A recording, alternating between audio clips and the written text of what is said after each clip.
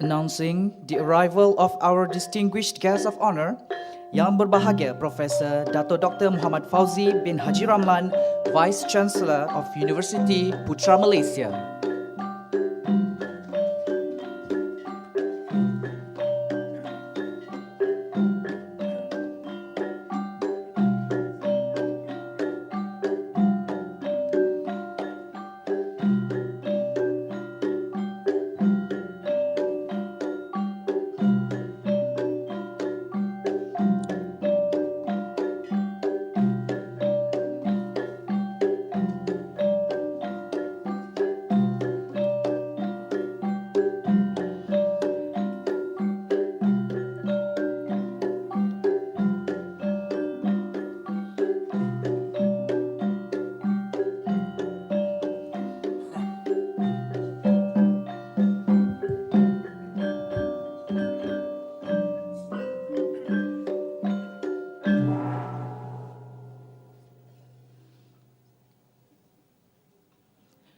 Ladies and gentlemen, please rise for Negaraku and Putra Gemilang.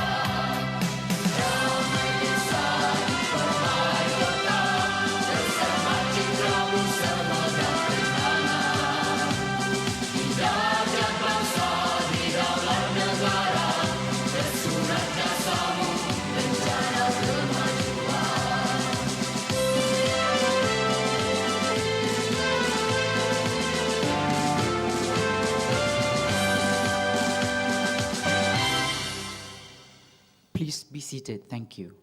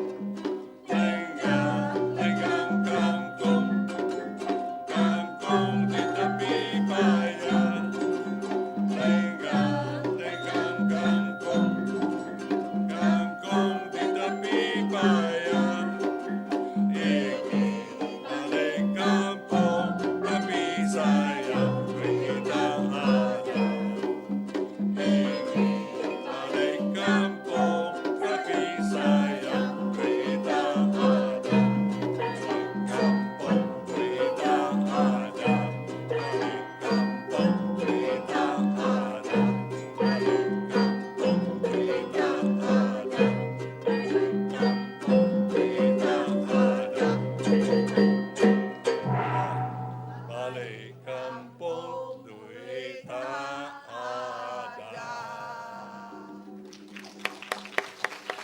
Ladies and gentlemen, for your information, the opening performance earlier was presented to you by U3A, led by Datin Fatimah Huri. Thank you for the beautiful rendition of our folk song, Lenggang Kangkung. Please give a round of applause for the gamelan and ukulele ensemble. This is the first time they are performing together. Both groups are from the University of the Third Age Malaysia, or U3A, program under the Association of Lifelong Learning of Older Persons, U3A Kuala Lumpur and Selangor.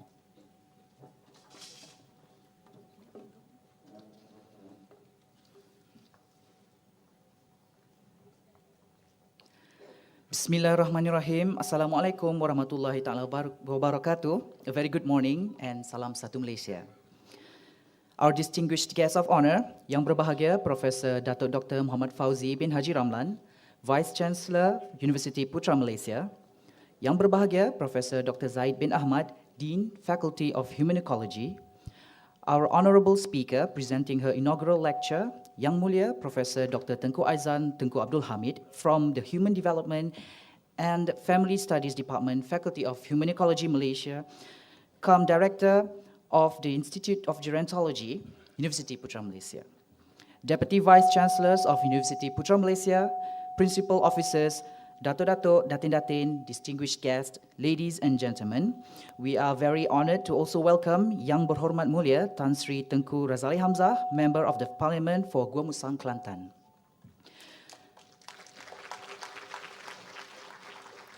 With great pleasure, we would like to welcome your presence to this auspicious occasion. For Yang Mulia, Professor Dr. Tengku Aizan Tengku Abdul Hamid will be delivering her inaugural lecture. To begin with, we would like to invite Ustad Muhammad Hafiz Ghazali from Islamic Center to lead the Doa recital.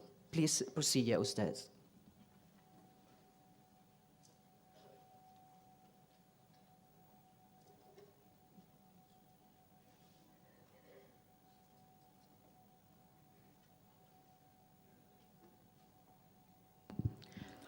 إلى هذا النبي المصطفى رسول الله صلى الله عليه وسلم شيء لله الفاتحة. أعوذ بالله من الشيطان الرجيم. بسم الله الرحمن الرحيم. الحمد لله رب العالمين الرحمن الرحيم مالك يوم الدين إياك نعبد وإياك نستعين اهدنا الصراط المستقيم صراط الذين أنعمت عليهم غير المغضوب عليهم ولا الضالين آمين. بسم الله الرحمن الرحيم.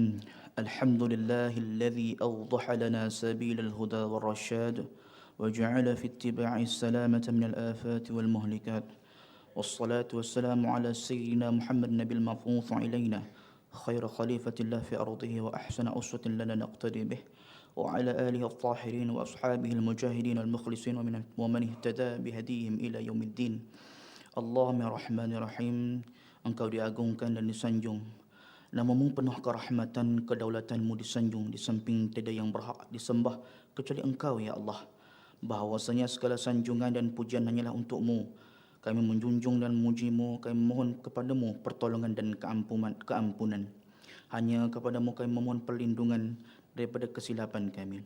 Allahumma ya muhaimin ya hafiyul, kami bersyukur kepadamu kerana sifat Rahman dan Rahimmu membolehkan kami berkumpul pada pagi ini untuk majlis yang berkat ini sempena Syarahan Inaugural Yang Mulia Profesor Dr. Tengku Aizan Tengku Abdul Hamid.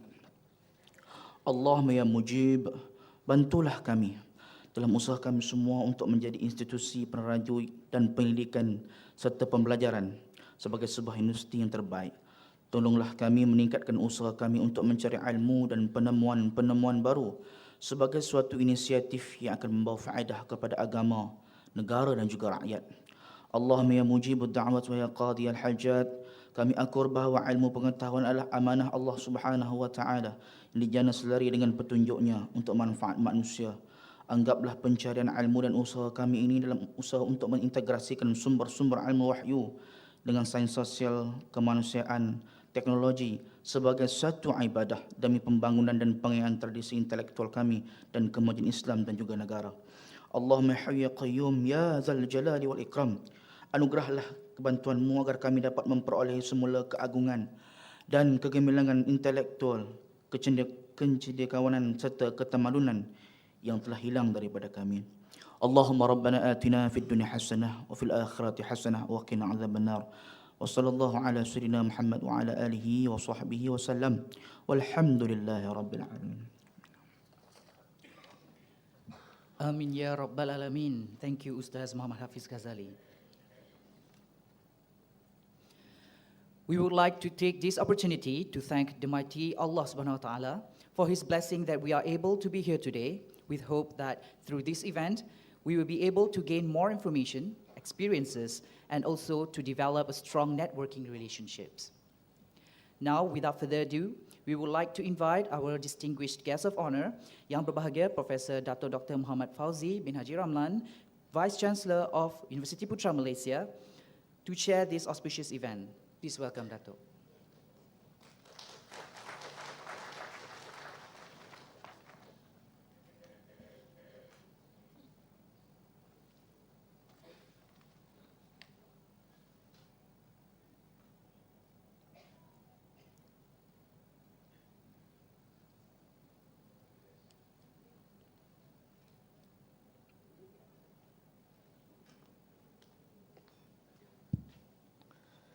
Bismillahirrahmanirrahim. Thank you, Mr. Chairperson.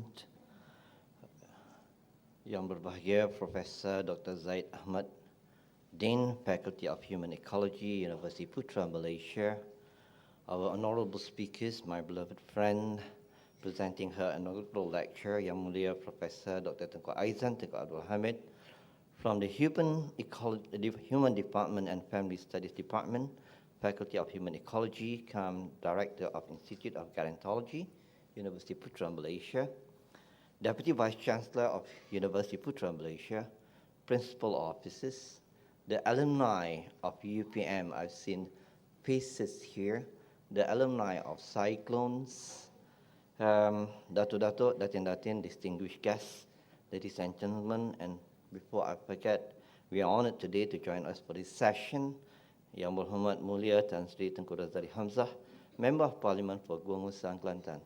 Kuli, thank you for coming to UPM. Yang berbahagia, Yang Berhormat Datuk-Datuk, Datin-Datin dan rakan-rakan sekalian. First of all, I would like to express a sincere gratitude to Allah for His grace and bestow on all His blessing of health to all of us for being here in this inaugural lecture series and for UPM. And today I'm very pleased to have Yang Mulia Professor Dr. Tengku Aizan, Tengku Abdul Hamid, as one of our outstanding lecturers, researcher in our university. I'm feel glad because I was given the opportunity to chair Yang Mulia Tengku Aizan, not because he is the person, but both of us sharing some part of glitterings from the cyclones of Iowa State, where I think she or her house was that time being marked because of the good food from home tech students from UPM. During my time, home technology student was, the cook. So every time she cooked, you never missed it. Tengku Aizan, for example, is a member of UPM, and for the record, she was born on the 1st of February 1958, so I'm not going to calculate how old she is now. And she received her education in Sekolah Kebangsaan Zainab I and Sekolah Menengah Kebangsaan Zainab in Kota Baru. Then, as I said, she enrolled diploma in home tech at University Pertanian after her MCE.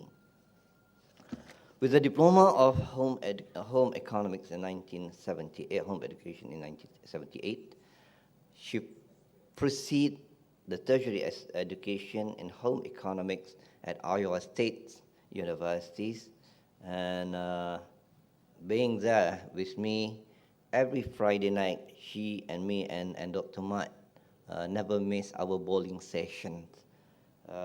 So after she finished her bachelor, and so she's so loyal with Cyclone. In fact, you can see here, there's only one diploma home tech UPM. The rest, bachelor, master's, PhD, all from Iowa State Universities. She never, I don't know what she likes about Ames. I know, just her old hometown. Okay, all right. So in the year 2000, she was assigned to start a program as a gerontology and the Faculty of Human Ecology in the UPM. And the very same year, she gained her first experience as a university administration when she was appointed as Director of Program Studies in Gerontology. Subsequently, she's currently responsible to the establishment of Institute of Gerontology in UPM. Now, being beside the Director of Institute Gerontology, in short, IG, she is also professors in gerontology and social policies, which hold academic responsibility into teaching and supervision at the Department of Human Development and Family Studies, Faculty of Human Ecology, and she has supervised or co-supervised more than 15 PhD students, 10 master students internationally or locally. Over the years, she has carried numerous research for gerontology or old age. And when I said an old age, purposely I'm not carrying this so that I'm old. Yes, I am aging, yeah. But I have this as my buddies for the past 3 weeks because I underwent my knee surgery. I hope that with the experience that, encouraging experience that we have discussed with it, I will be all right, say about in 2 weeks or 3 weeks' time. Talking about Tengku Aizan again, she's also appointed as consultant to Health University of Mongolia by United Nations and Social Commission for Asia and Pacific, ASCAP. She's also an international tutor for International Institute of Aging in Malta for their social gerontology training programs. There are so many things to talk about Tengku Aizan in terms of her teaching, supervision, as well as research. But most importantly, in one of her renowned published work, including more than 200 articles, but she writes prolifically in journals such as Asia Pacific Journal of Public Health, Cochrane Database of Systematic Reviews, and so on. So without further ado, I would like to invite our speakers today, and I would proudly say one of our Serdang princess. Well, should I say the one and only? We have the Prince of Datuk Sri Diraja Said Razlan, I think so far the one and only Serdang princess of Yang Mulia, Professor Dr. Tengku Aizan, to deliver her inaugural entitled Population Aging in Malaysia, the Mosaic of Issues, Challenges, and Prospects. Yang Mulia Tengku.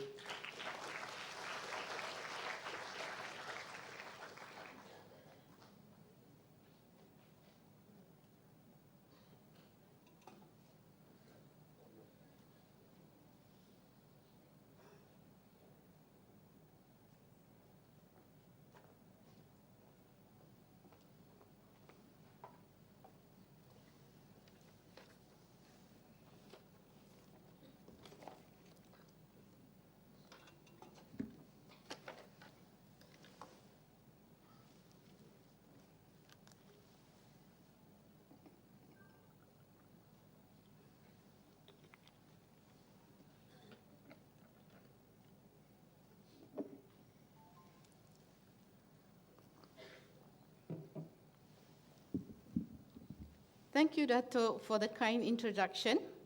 Bismillahirrahmanirrahim. Rabbi shrah li sadri wa yassir li amri wahlul 'uqdatan min lisani yafqahu qawli. Assalamualaikum warahmatullahi wabarakatuh dan selamat pagi.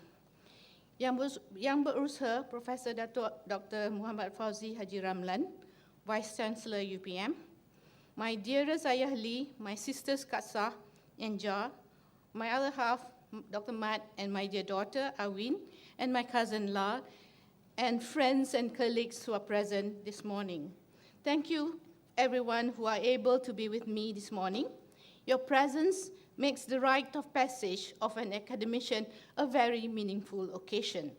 What I'm about to share with you this morning is the fruit of gerontological research in UPM, especially work conducted in the Institute of Gerontology. Inshallah, with the time allocated for me, 2 hours here, Dato'? No, it's not 2 hours. Yeah. I will share with you briefly 5 areas of concern, looking at the indicators of population aging, characteristics of older Malaysians, policies on aging in Malaysia, mosaics of issues and challenges, prospects, and the way forward.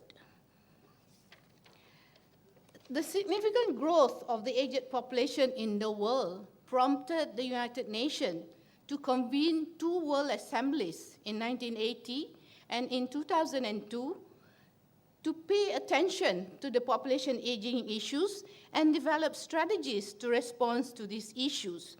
And according to the UN Aging Report 2000, population aging is unprecedented and without parallel in the history of humanities.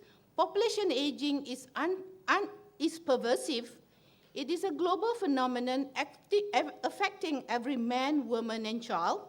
Population aging is profound, having major consequences and implications on all facets of human life. Population aging is enduring. During the 20th century, the proportion of older persons continued to rise, and this trend is expected to continue into the 21st century.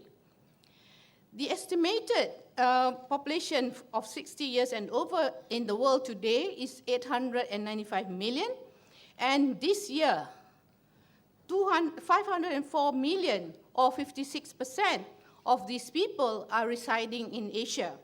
And by 2050, 2 billion will be in the world. That will mean 1 out of 5 persons in the world will be elderly, and older person will outnumber the population below age 14 by 2015. Like any other countries in the world, Malaysia is also experiencing rapid population aging. This is a direct consequence of decades of economic, socio-economic development and public health policies, where falling fertilities and rising longevity has resulted in the rise of the new generation, that means the aged generation. The question is, why should Malaysia be concerned with population aging? What is the situation of population aging in Malaysia? What can be done to address population aging issue? Hopefully, I can cover these questions during my talk this morning, using our previous work and updated information. Let me go into the indicators of aging, because a lot of questions when people ask, what is aging and how do you define aging? And let me look at 5 indicators as the one is demographic transition, age pyramid, median age, age dependency ratio, aging index, and other indicators. So meaning that when you talk about aging or aged nation, you have to look at several of these indicators, and to me, it is a policy call whether to declare a nation an aged nation or not.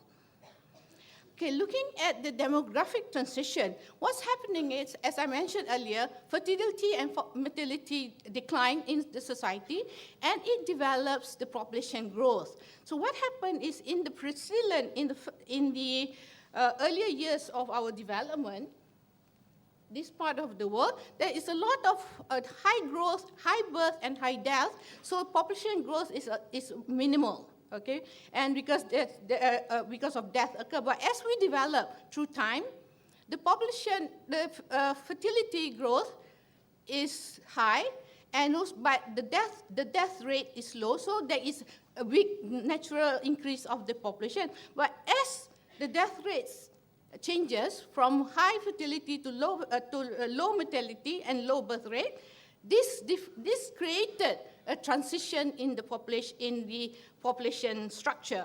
And in demographic transition, we go through several stages. And for Malaysia right now, we are in the third stage of the transition where the fertility rate is low and the death rate is also low.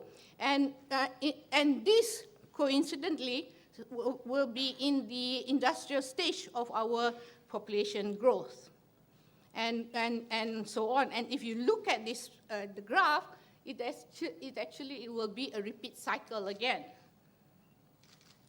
And looking at our data on the crude birth death rate and total fertility rate for Malaysia, 1960 to 1912, there is a steep decline in fertility rates in the 60s up to the 70s, and Malaysia is in her third stage of demographic transition where fertility rates decline faster than the mortality rates.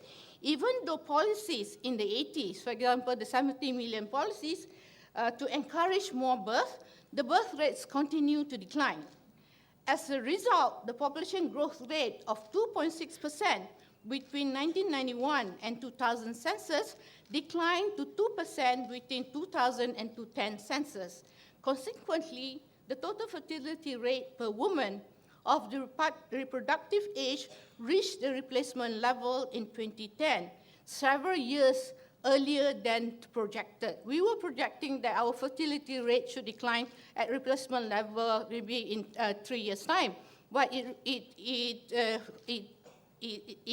went earlier into 2010s, meaning that each woman would only now have 2 child in the family. That means they just replace each other. So meaning that there's a very slow growth in the population in the future. And our population fertility rate differs between ethnicity. And at the same time, the epidemiologic transition are also in effect. The leading cause of death had changed from communicable disease to non-communicable disease or lifestyle diseases. And in addition, the Global Burden of Disease study of 2010 reported that dietary risk is the leading risk factor of premature death in Malaysia. So dietary risk is something that it can be modifiable. So we can modify things so that we will not endure the dietary risk that cause premature death in Malaysia. Looking at life expectancy at birth by ethnicity, life expectancy has increased over the years. Male born in 2010 can expect to live an average of 72 years, while for female it will be 76.6 years. And Chinese male and female has the longest life expectancy at birth compared to Malay, Bumiputra, and Indians. But somehow, our Indian counterparts, especially Indian males, has the shortest life expectancy at birth. So this gives rise to the different aging rates between the races. So this is something maybe we need to pay attention to. Why is it that the Indian males have shorter life expectancy than the rest of the population? Okay, another indicator of population aging is looking at the population age structure and the median age. The graph shows that the median age of Malaysia in 2010 is during our census is 26.1 years, but as we move to 2020, it changes to 30.3 years, meaning that half of the population is below age 30, and another half is above age 20. So this means that the population aging, if we use the median cutoff age, we will reach population aging in 2020, actually. Yeah? Malaysia will record a median age of 30 years in 2020 by the next census year. Year 2020 is a significant year for Malaysia as we want to achieve a developed nation status. it is apt that at this juncture of turning into a developed state, the country should consider the implications of rapid population aging society. The graph also shows a steep drop in percentage of population 0 to 14, which started somewhere between 1965 to 1970. This is the beginning of the decline in fertility rate. From 2010 onwards, from 2010s onward, the graph shows rising proportion of the aged population. The median age also grew, and what we are experiencing right now is what we call the Malaysian demographic dividend, or the window of opportunities where it begins in the 70s. This is where we are. These windows of opportunity or demographic dividend. It refers to the increase in productive age population between the ages of 15 to 64 compared to the non-productive age of 0 to 14 and 65 plus. So our productive age will peak in 2020, and from then on, it will decline. To take advantage of the window, we have to have the right policies in place to increase productivity and promote economic growth. If no right policies are in place, the dividend is not automatic.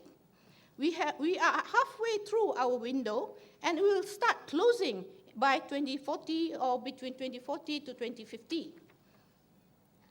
Another refinement of looking at aging indicators is the population age sex pyramid. And if you look at our 1950 population age pyramid, it is exactly like a triangle. It's a pyramid, a normal pyramid. And according to the 1980 census, the pyramid shape has changed. Okay, the base has reduced. See, if you look at here, in 1950 and in 1980, it has reduced because of reduction in fertility. And into our 2010 census, you look at the shape, it has become columnar. And in 2020, it is like this. So you can see actually the movement of the population age group above here. So what is unique about population aging is that the aged of the people of the future are already born. So we need to do something for the future with the population who are already in this hall this morning, okay? Yeah. So and if you look at 4040, and these are the actual graph of the aged population of the Western countries right now. Okay, so we'll be experiencing this, and it is important to stress that population aging is actually a silent epidemic because the people are already present. Okay, and it shows the cohort flows in shaping the pyramid, and the declining fertility rates contribute to population aging by depressing the growth rate of younger population, creating a faster growth rate of older population, promoting aging at the base of the pyramid.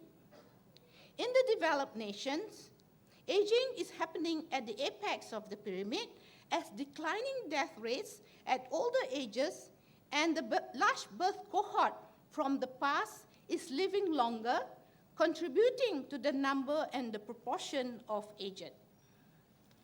And these are a few more indicators that I'll go quite fast. This graph shows two indicators based on the head count ratio, the dependency ratio, and the aging index, the present crude measure of economic growth by convention. Yeah? The total dependency ratio is a sum of the youth dependency and old age dependency ratios. The population below age 15 and above age 60 are considered as non-productive age groups, and population age 15 to 64 is defined as productive by convention of the population demography. As we can see in this graph, the total dependency ratio from 1965 to 2020 shows an upward trend due to the increase of the aged dependency ratio. So there is no more the contribution of the young dependency in the total dependency ratio of Malaysia. And the youth dependency ratio sharply drops from 1965 to 2020, then gradually onwards. The aging index is another indicator. It shows the ratio of the young to the old in the population. It is a measure of the number of persons 60 years and over per 100 persons under age 15. The decline trend from 1950 to 1960 and the gradual trend until 2000, where there is about 21 older person to 100 young persons below age 15, and by 2020, there will be about 45 older person to 100 young person below age 15, and it is projected to reach over 197 person in the year 2100. So these are the indicators, basic indicators when you talked about demography of the population to show the aging process of the nation. Okay, what about now the characteristics of the older Malaysian, or some salient features that I will share with you about what's happening to the scenario of the population aging in Malaysia. As I mentioned earlier, the macro statistics presented shows a relatively rapid aging population, and aging is lifelong, and aging is society-wide. And here, I will share with you some cross-cutting dimensions which will result in different aging experience for older Malaysians.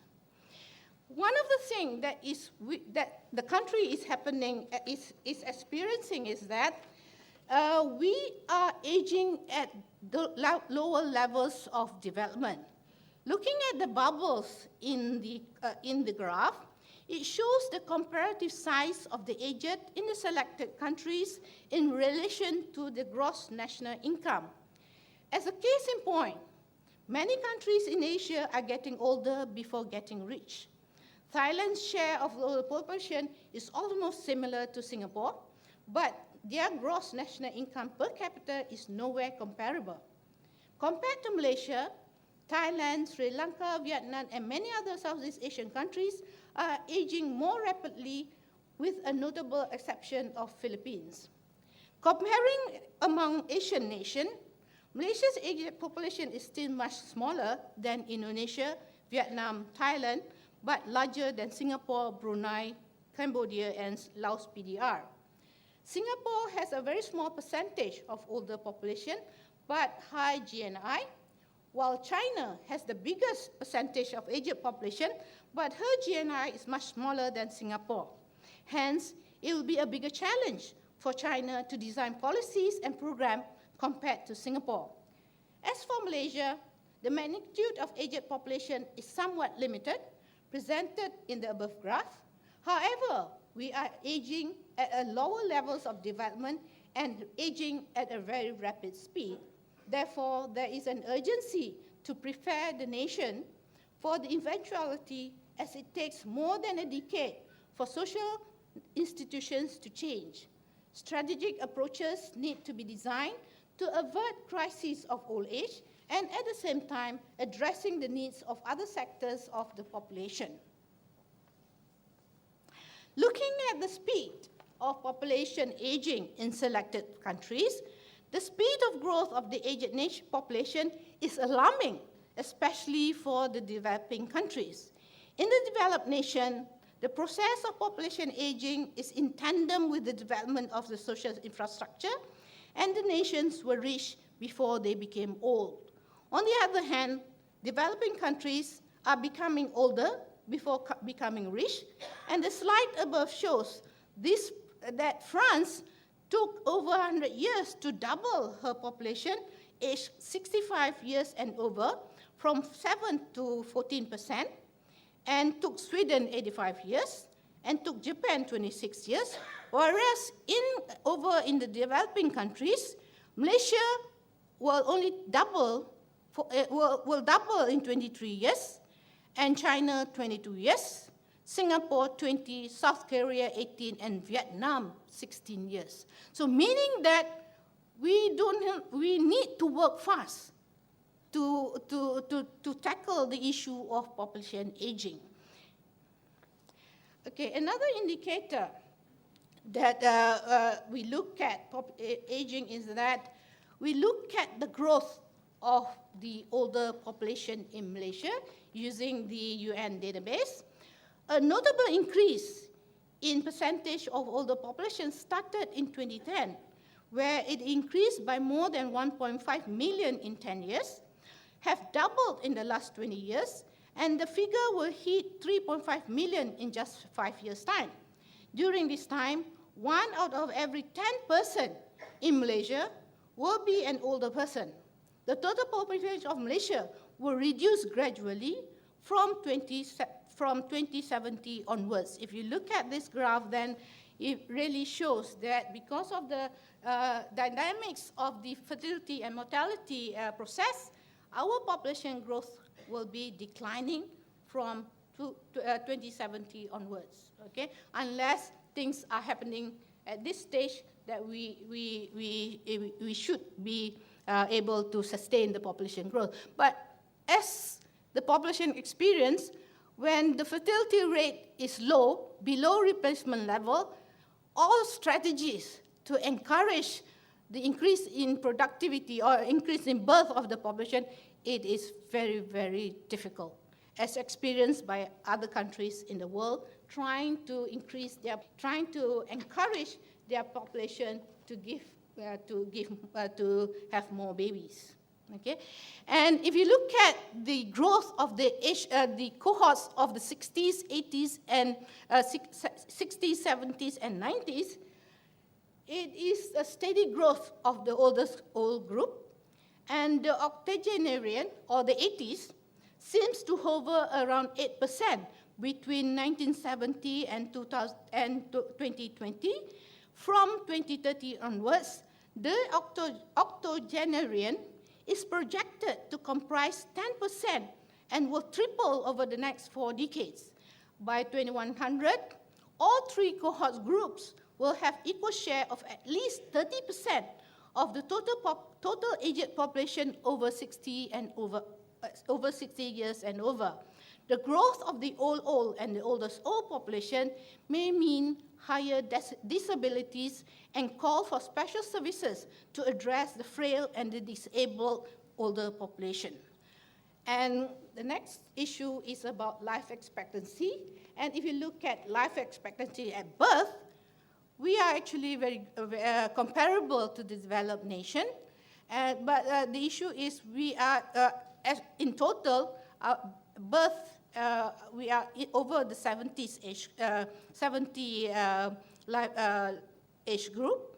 And if you look at 60, at age of 60, for total population, we have another 21 years to live. So meaning, what do you do after your life, who are in the family, what do you do with 20 years of your life after retirement? That is a question that all of us has to answer. Because it's no matter about adding years to life, it's more of adding life to the years that you have. So this is an issue that we need to think about. And what do we do with this? And looking at the number and percentage of older population, 60 years and over in Malaysia, by ethnicity, the Malay and Bumiputra forms about 57% of the total aged population. And if you look at 2010, in terms of percentage, it is only 7%, and it will rise by 2020 to 9%. But if you look at the Chinese, as it is right now, they are about 12% of the population, and in 2020 they will increase to 16, and by 2030, by 2040, it's more than double of the present rate. So these are real issues that all of us has to think about, and how do you handle or manage the older population that is already in existence in Malaysia right now.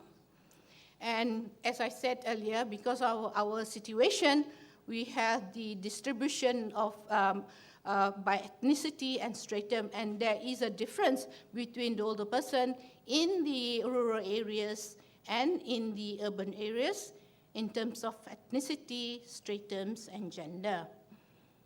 Okay, and if you look at older population by state, using the 2000 census and 2010 census, there is an issue of the number and the proportion. If you look at the number, okay, Perak, and so on, and if you look at Perlis, in terms of percentage, the number is very little, but the percentage is very high. It's second highest for the nation. So how do you grapple about handling or designing policies program for all these people in the different parts of the nation? So meaning that when you want to do policies and programs, you have to look at the local scenarios, and you have to take into consideration the proportion and also the absolute number. Because just taking one indicator might not be the right direction to do. And if you look at the aging index, it is measuring the number of older person compared to the younger person. We already have pockets of aging where in some of this district, there are more aged person than the young person, okay? So it means a lot in terms of service availability and designing things for the older person, for aging in place. And we also know that the older person are voters. And now I'm coming back to the crux of my presentation about the issues, the mosaics of issues and challenges. And I will briefly go into 5 domains. That is the health domains, economic domains, social domains, psycho-spiritual domains, and the environmental domains. Okay, in terms of health, they have the normal chronic diseases. And what's important is that the mental health aspect will be increasing. And if you look at the mental health, if you look at the health, the chronic health, you look at our total health expenditure comparison using the WHO data, we have an impressive record in terms of extensiveness of healthcare services, which resulted in impressive health statistics. The government basically provides universal health services just through nominal payment of 1 ringgit for outpatient treatment and 5 ringgit for specialist care. And for senior citizens, they are exempted from paying any fees.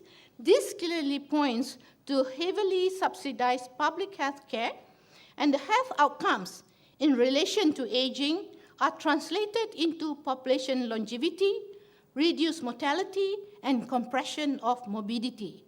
Malaysia's healthcare system is praised for its efficiency, but the reality is that public healthcare is congested and private healthcare is too costly for the masses. And if you look at the comparison of statistics for Malaysia, it's quite low in terms of per capita compared to Singapore, Japan, and Vietnam is still is much lower than us. But if you look at percent of GDP, it's quite reasonable in that sense. But as you compare to Singapore, because Japan is high, because a lot of them are institutionalization. Okay, another aspect about health is the healthy life expectancy.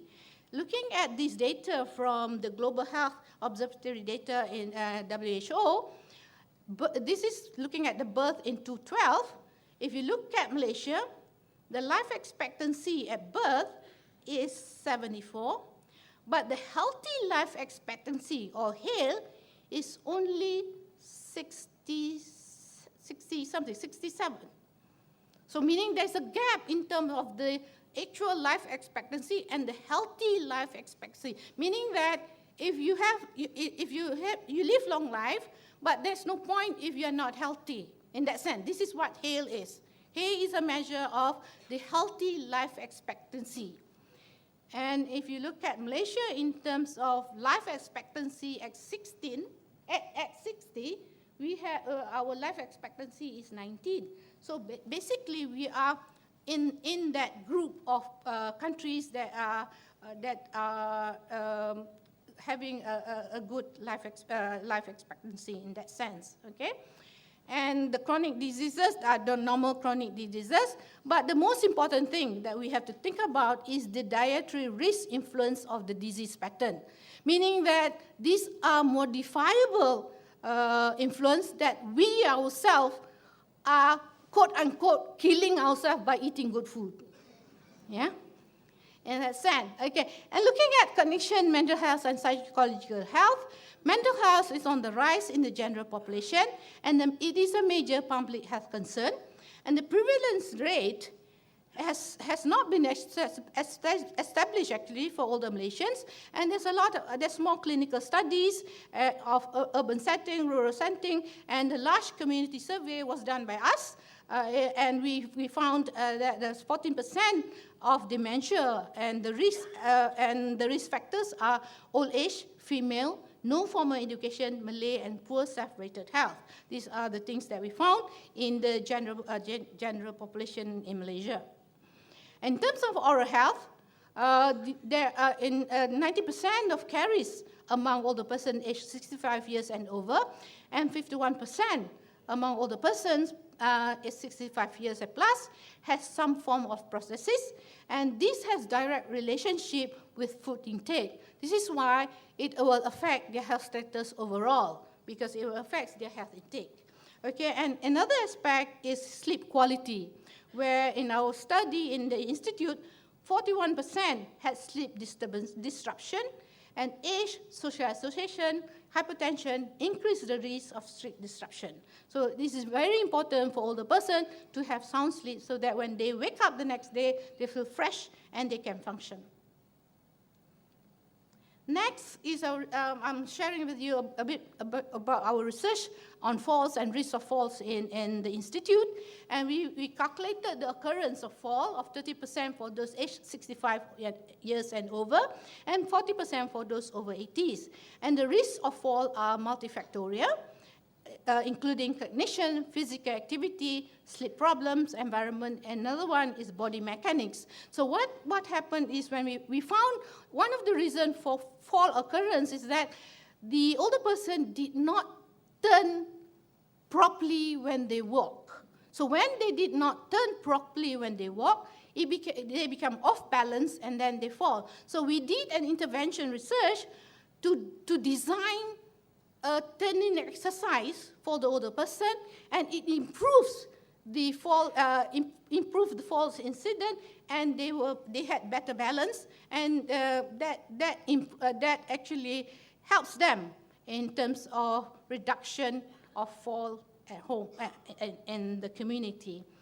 And another aspect for older person is related to psychology, but it's more of the perceived health and physical activities.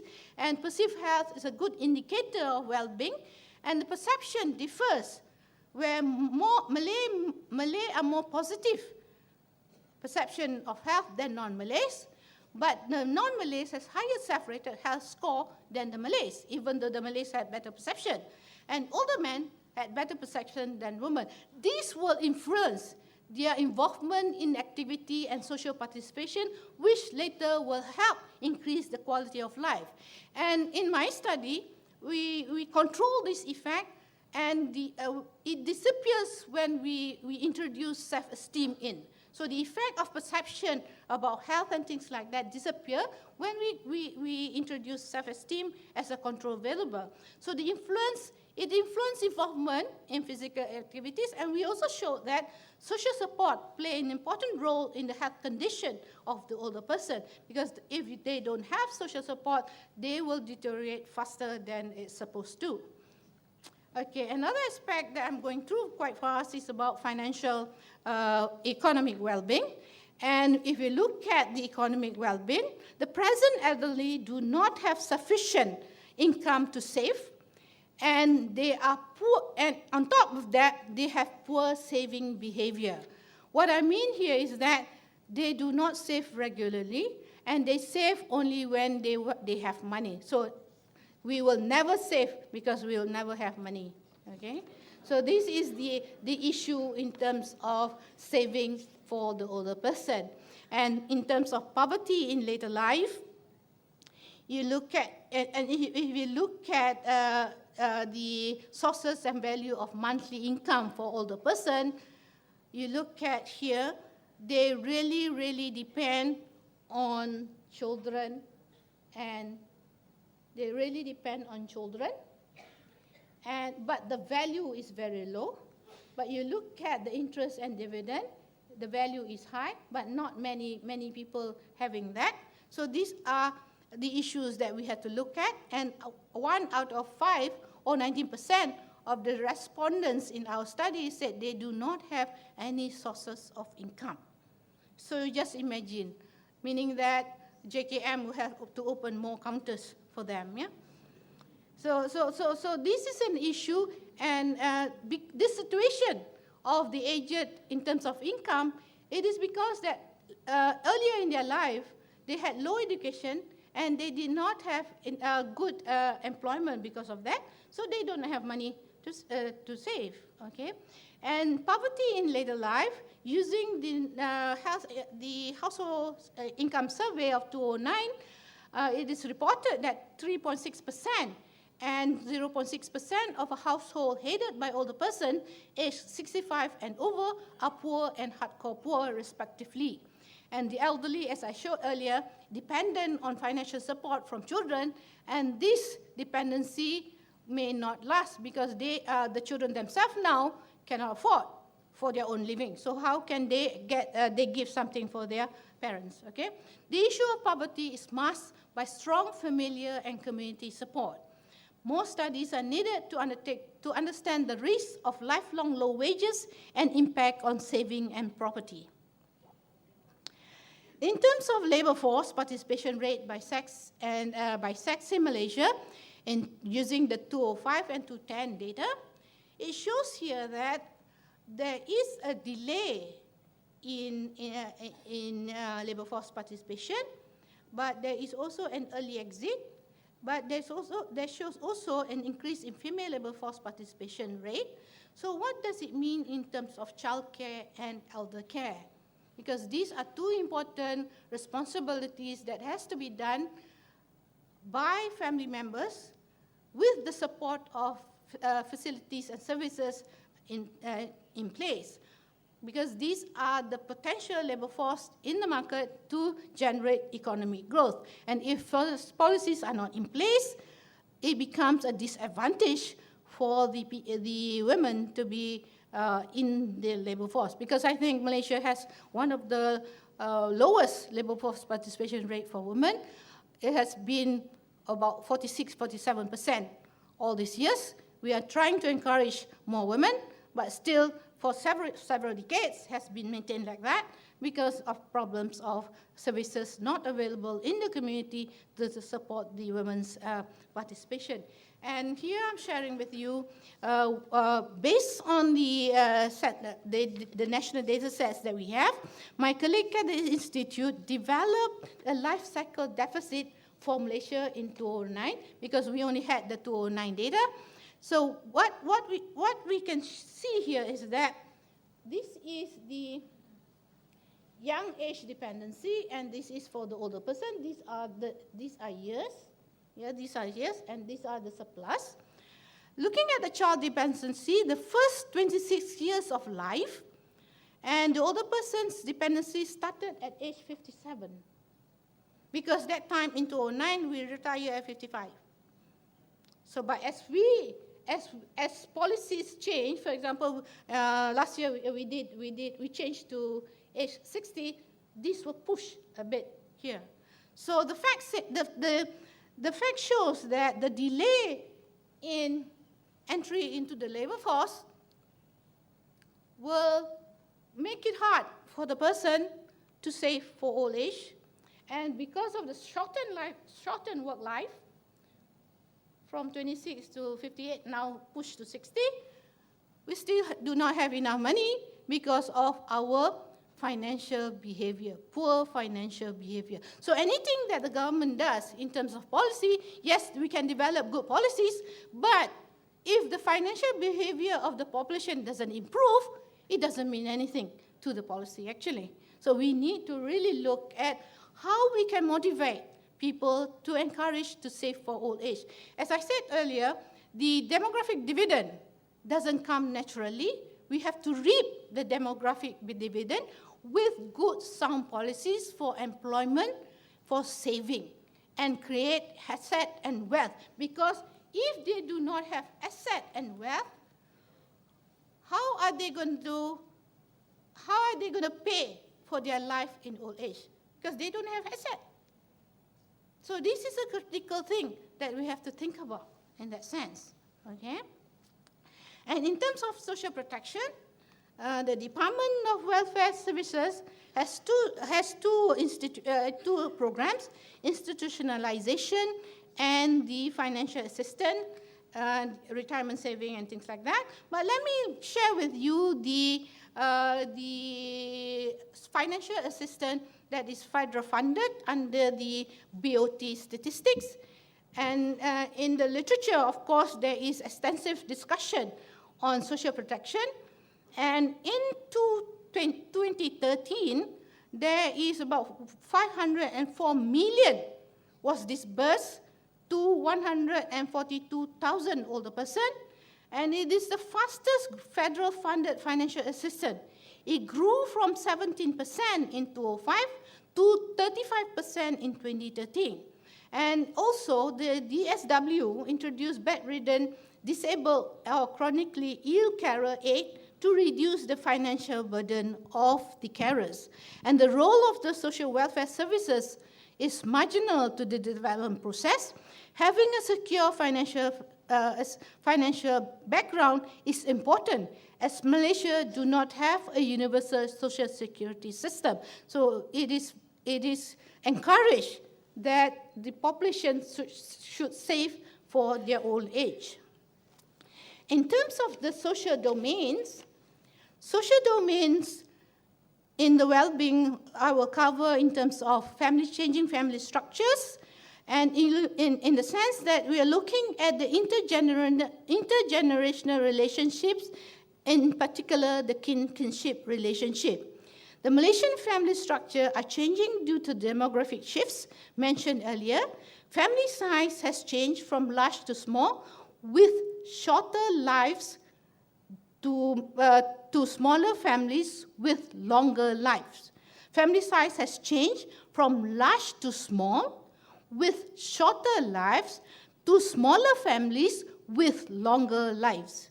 The changing family structure in Malaysia is influenced by the timing of birth and death in the family lineage, which will determine the incidence of multi-generational family structures.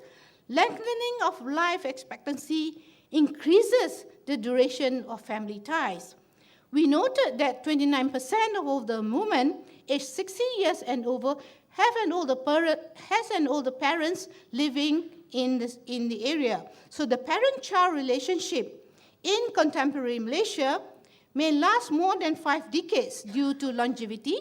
Similarly, grandparent and grandchild relationship may also be extended. The co-longevity in family ties will create complex family structures and relationship with the presence of more vertical rather than horizontal family ties. And looking at living arrangement of older person, you see that from these statistics, the female living alone, and by house ownership, you look at the female living alone, you have 9% of them own by self or own their house, and a few percent owned by others. And if you look at living with children, a high percentage of them are living with children, but the ownership is lower with those that is living with the spouse or self compared to the ownership by others. So this, in the sense that in terms of family arrangement, living arrangement, the older person are still quote-unquote safe because they are living with the children, okay? But the other aspect of the relationship is proximity of adult children to the parents. And if you look at this arrangement, the Indians, a higher percentage of them are living in the same household, and the Malays, higher percentage are living in the same areas, and also for the Indians, they live in the same state, and for the Chinese, they live in a different state. But interestingly, if you look at the living arrangement outside of the country, it is very high among the Chinese. Okay, so what it means then in terms of when they need care, okay, when they need care, and with smaller family size, where do we get care? So we have to change from informal care to the formal care. Okay, in terms of generational support, yes, we are if you look at these types of support, they are really doing financial support and taking care of parents when they are sick. So these filial responsibilities are still being done. Okay. Another emerging issue is the elder abuse and treatment. And in our study, we asked the older person about experiences of abuse. 20% of them, 26% reported being experienced emotional abuse, followed by financial and material abuse, physical and sexual abuse. And we had developed the instrument to measure elder treatment because the measurements that is available are not suitable for us. And then we are now working on another research to assess the abuse in institutional setting, because abuse in institutional setting do happen, but it is not reported. Because even when we wanted to do this study, we went to PDRM and so on to get materials, but they said it is not recorded because this is something familial, which is not, they don't go into familiar issues. So, but these are real abuse that's happening that needs to get our attention, okay? In terms of psychosocial development, suicide, looking at the National Suicide Registry, highest rate among 35 to 44%, followed by the 75%. But for the older person, their suicide will end in sure death. Okay, for the younger age, they have suicide but not in death, but will not come out, but not turn into death statistics. But for the person, it becomes death statistics. And we also found that in terms of religiosity, higher level of both social and personal religiosity is related to higher well-being, and religiosity as a moderator between chronic medical conditions and psychological well-being. And disability from chronic illnesses, level of support, religious orientation, and personality traits are strong influence of morale in the older person. Age, sex, marital, and household income were significant factors of psychological well-being in old age. Next, I'll turn briefly to the environment. And when we talk about environment, we studied the home environment. This was done by a colleague. And this is a critical age. This is a critical time when physical environment is or may be a hindrance in the older person. And if Sharifah and colleagues studied the interior home environment of the elderly, and they reported that the greatest perceived hazard is in the toilet and bathroom. And actually, there's a lot of hazards in the home, although they were satisfied with their home environment. And I think home modification program should go a long way to ensure safer home environment, because many were not aware of the potential hazards in their home, waiting for accident to happen. Just look at the situation here, at the staircase, when you just go down, surely you will knock it and they will fall. And in terms of assistive technology, technology can be used by older person to adapt to an environment so that it will accommodate their condition and situation. But a survey on the access and utilization of computers and internet, very few older person are using it. And this means that they will be cut from the mainstream. So now at the Institute, we are also having knowledge transfer program to teach the older person how to be internet savvy. And we have the opportunity in the Institute to translate what research finding we had into an intervention program. And this intervention program that we did is what we call University of the Third Age. And this morning, you saw the performance of the result of the University of the Third Age. Yeah? It is a signature lifelong learning program for senior citizens based in UPM. And we started this in 2007, and we have done several iterations, and now it's stable, and now we are ready to pass this program to collaborators and strategic partners who wants to continue and implement the University of the Third Age program. And it is designed for older person, by older person. When we started it, we were running it, but now they themselves are managing it, and they're managing it very well. And we are expanding this to Selangor Community College in other states also in the future. Okay, another program that we did in terms of based from our research to translate into programs and policies is the financial empowerment for mature women. We got this grant from the United Way World through the strategic partnership with City Foundation, and we had partners in this program, Permata UPM and NCWO Central Zone, and we also have partners with Dewan Bandaraya. So what we did is we developed the training component. We had 5 modules of finances, and then it is a very intensive 5-month financial empowerment training. And we thought that it will not work because it's too long, but we are very satisfied with the work and with the result, with the outcome of this project. Because what happened is, sorry,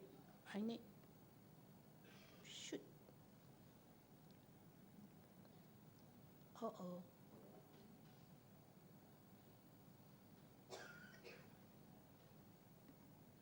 Never mind. There was supposed to be a recording.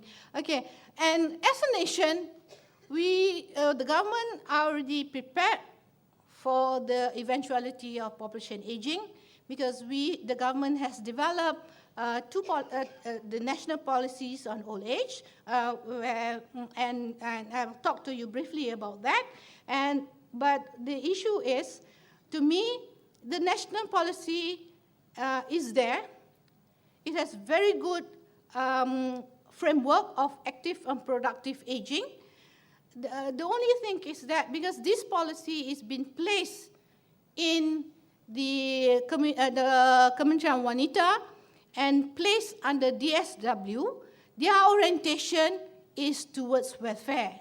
So in that sense, then, most of the programs that they are, quote-unquote, able to do are welfare-oriented programs, which is not the gist of the national policy, because the national policy is for active and productive aging.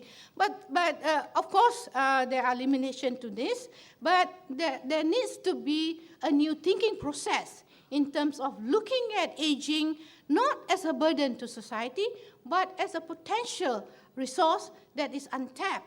And there are things actually that can be done. And you look this morning, they are still very active, they still can contribute to society. And you have the national health policy of older person. I'm favoring this more than the national plan, but this works together with the national plan, because in the national health policy of older person, they have specific grants. That means the program has money to run programs. So in that aspect, then, they can do a lot of activities. For the national policy, they don't really have grants to run programs. So in that aspect, there is a chicken and egg issue in terms of policy implementation. Okay, healthy aging initiatives.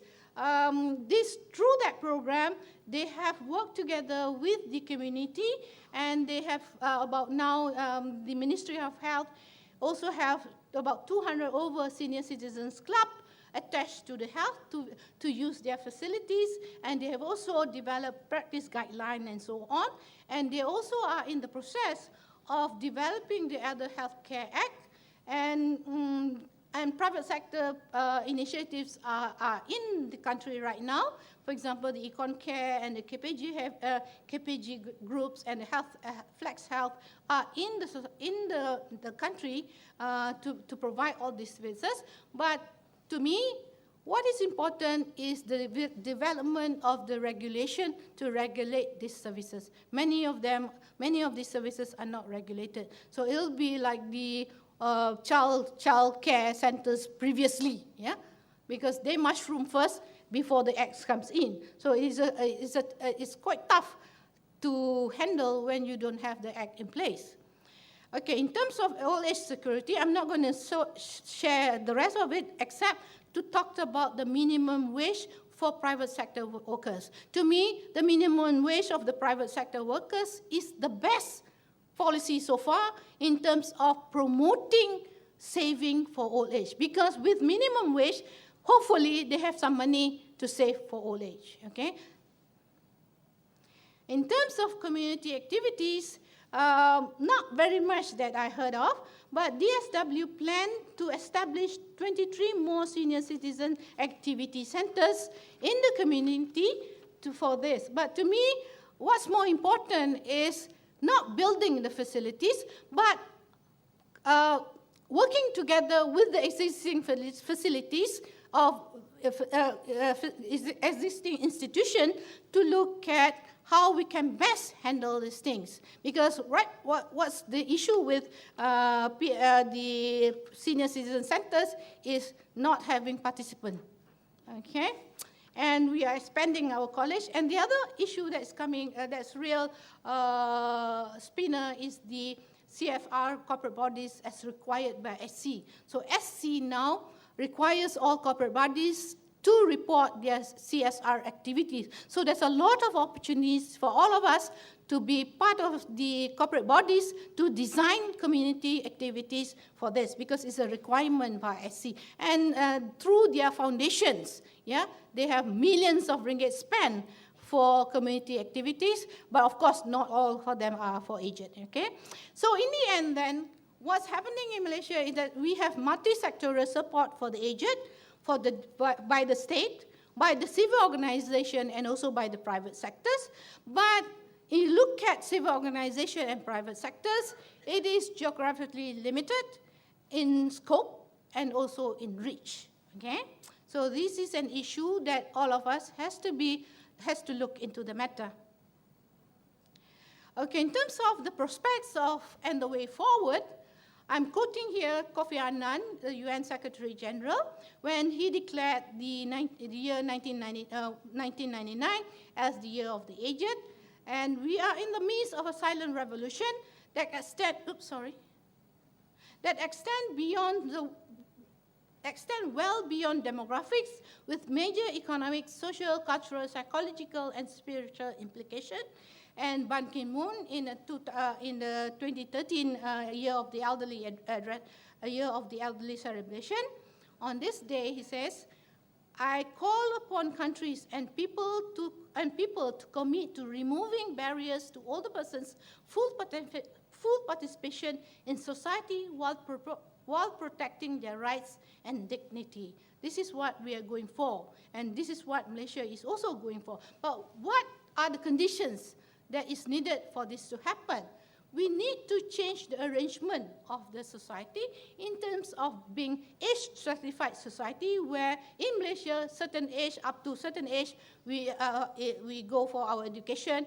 After education, we go to work. After work, we're supposed to go to leisure, okay? We need to change it into a plane that we have education for all, work for all, leisure for all. So we want to encourage the age-integrated society where the government are also encouraging for age, for inclusiveness in the development. So, but this needs to be changed. And changing mindset is quite tough. The government wants one way, but the implementers thinking of the other way, because they're thinking about their territory when things have to change, okay? So that's an issue.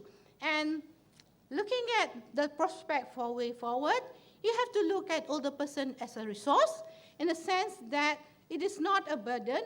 It is a society for all ages, means that the elderly enjoy the same basic rights and privileges, including food, shelter, and education. Older persons are a heterogeneous group of all age group. The greatest heterogeneity of diversity in older person, whether it is age, sex, ethnicity, location, and so on. And in terms of shared responsibility, it's not only the government alone. All of us in here has the shared responsibility to look after our own aging, to look at the family's aging, to look at the community's aging. Because older persons are neither the sole responsibility of the family or the state.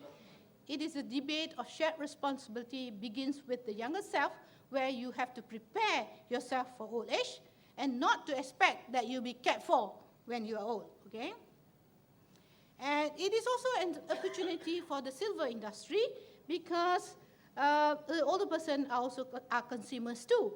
The public, private, and voluntary sectors must recognize that the triple bottom line, economic, social, and environmental framework is the basis for smart partnership, and the silver market represents the opportunities that come longer with the challenges of population aging. And science of longevity is not as important as adding life to years.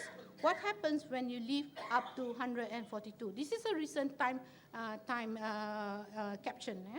So that in that aspect, then, there need to be role changes from the government, from provider to regulator, and seek not to replace or supplant the family, but to strengthen the community. From the corporate bodies, from pure profit to CSR or local engagement, and dynamic enterprise with flexible employment and staff retirement planning, empowerment and professional civil society, voluntary organization, and so on. And for the family, incentive and support for informal care, as well as programs and services to assist the family. And you have to be looking at rethinking intergenerational relationships in the changing context. And for individual, the individual responsibility across life courses and work-life balance is important. And this is my synthesis of the aged care situation in Malaysia. It is mostly it's a mix of public and civil society and the private sector, but there's still a lot of room for improvement. And as it is, cost is always in the mind of government and in the mind of everybody. They want quality care, but they don't want to pay for it. So, and this is the cost constellation of sources of care, and we don't want to choose the last one, the institutionalization and tertiary care, because nobody can afford that. So in conclusion, aging is lifelong. Changing age structure is not fully understood yet because the gerontology research is very nascent, and aging is temporal because different cohorts will have different needs, and aging is multidimensional. So we need for integration and innovative research strategies so that we do not waste resources for doing the same old research for everybody does, okay?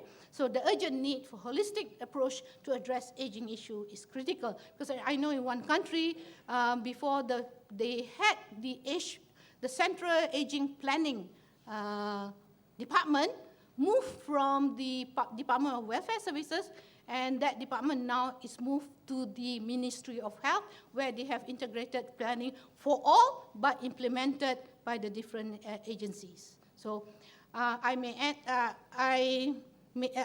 be an old rambutan tree, but I do not produce old rambutans. Yeah, okay. and before I end, thank you for. Before I end, I would acknowledge the Faculty of Human Ecology and also my staff at the Institute for their effort in organizing this event, and a special acknowledgement to the President and members of the University of the Third Age Malaysia, especially for the gamelan and the ukulele group, and because this is the first time they did their presentation, for the beautiful performance. And we will end this session with a montage of photos depicting my journey thus far. Thank you.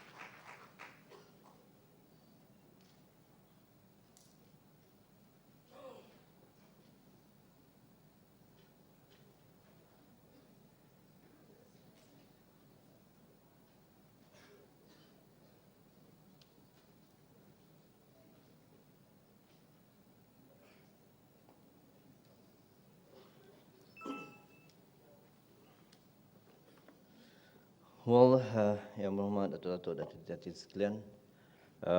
What we have heard as one of the most interesting, what would be our future like. But just to give you a few highlights, well, in the Malaysian demographic transition, we know that we're told at least we are stage 3. But when we look at the fall of fertility rate, I'm a plant scientist. And as a plant physiology, we blame it on the temperature. For in a plant physiologist, that a 1 degree centigrade rise of night temperature, that's a reduction of 15% of female inflorescence. So you always blame it in the temperature. We never blame it. So now that for human, for example, the fertility rate in Malaysia reduced. Is that because of night temperature? I don't know. The second one is in gender. Well, it's interesting to see the Malaysian gender or sex pyramid. When at this age, it looks like 50-50. But currently in UPM, for an average of 100 students, 70% are female and 30% are male. That is vast different when Tengku Aizan and me, when we were students here. In my diploma, we have about 400 students and only 4 ladies. And we have about 200 plus guys. Next highlight is, well, question that we always ponder, what would we do after we retire? Well, and surprisingly, looking at the state, Perak, maybe because of typing, is well known for retirement cities, and Selangor and some Johor is identified as the pensioner states of the age. But for the students, on page 37, mind you guys, sleep is one of the factors of getting young, I think. So do not play futsal at 3 o'clock in the morning. Do not go to Mama's shop at 12 o'clock at night, because that would be another cost. But anyway, we have heard what an interesting lectures from Yang Tengku Aizan, and from all of us. Let's give her a big clap of appreciation. So thank you, Mulia. Thank you. Thank you very much, Yang Berbahagia Professor Dr. Muhammad Fauzi bin Haji Ramlan, Vice Chancellor of University Putra Malaysia. Ladies and gentlemen, we have a special surprise for today's event. We would like to invite the Deputy Director, Institute of Gerontology, Dr. Rahimah Ibrahim, to present a token of memento to Yang Mulia Professor Dr. Tengku Aizan, Tengku Abdul Hamid.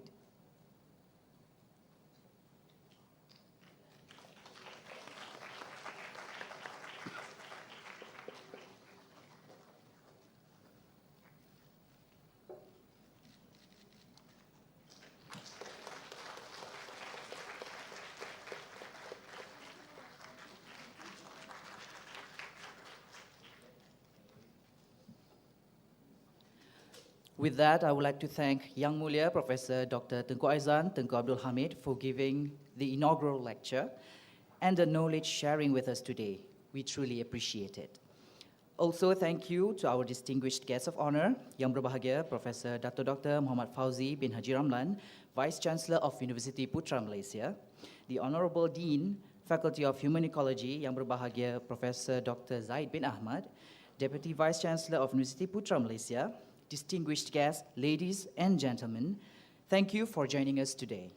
We would like to invite all for lunch that is served at the FMB area, and please visit our event exhibition right outside the hall. Thank you. Wabillahi taufiq wal hidayah. Wassalamualaikum warahmatullahi ta'ala wabarakatuh.